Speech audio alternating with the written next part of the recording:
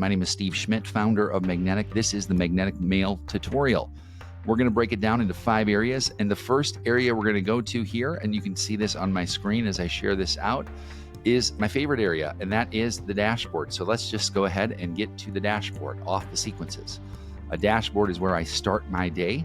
It's where I can see all of my activity, and it's where I can see, call it the majority of what's going on in the team's activity as well. So on the right, you can see everybody who's accepted everything from what sequence that would be in. Okay, in the middle, you can see outreach performance and the aggregate acceptance rate.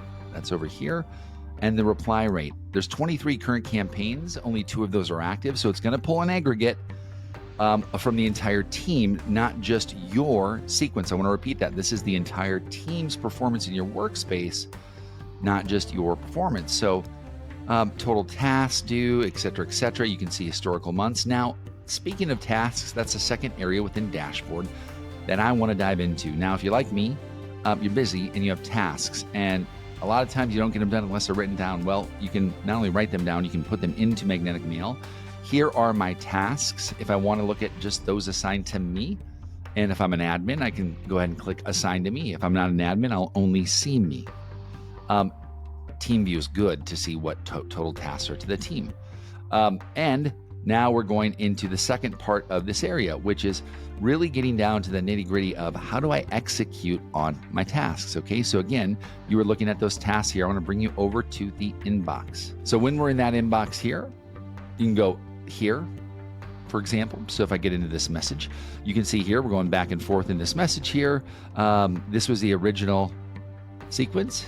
This is the response, which then stops the sequence. Just a reminder, it always stops the sequence when a response is had. Currently. I say currently because there will be some automation availability in the future. We just went back and forth. So I bring that up to say, okay, there's my LinkedIn, my emails, my dialer, my tasks at the top.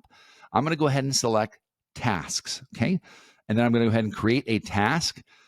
Even though this gentleman says, no, not right now. It's kind of what we're doing. I would say follow up with 2.0 demo. Okay, 2.0 demo, what is that? I could say, okay, I really want to push that out to 1 month. And we're going to follow that up with medium priority. And I go ahead and set that task. Okay, great. Now we've set that task. We can go ahead and step off there.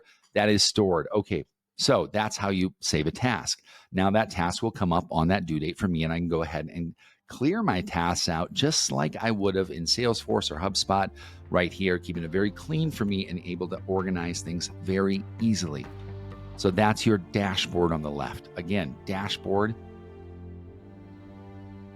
right here on the left.